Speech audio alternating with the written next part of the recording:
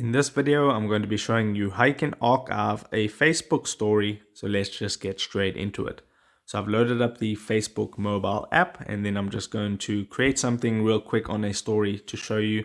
So I'm going to tap on create story. I'm just going to allow access, allow again. So let me just select this as a story, and then I will just share this onto my story. And now it is quickly uploading that video to my Facebook story. So I'll just give that a moment. Okay, so the video has now been shared. You can see here it is. Here's the story. So all I need to do to archive this is to tap on it. Then you will notice at the top right hand corner are 3 horizontal dots.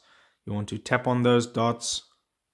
And here you'll find the archive button. If it's a photo, it will say archive photo. If it's a video, it'll say archive video.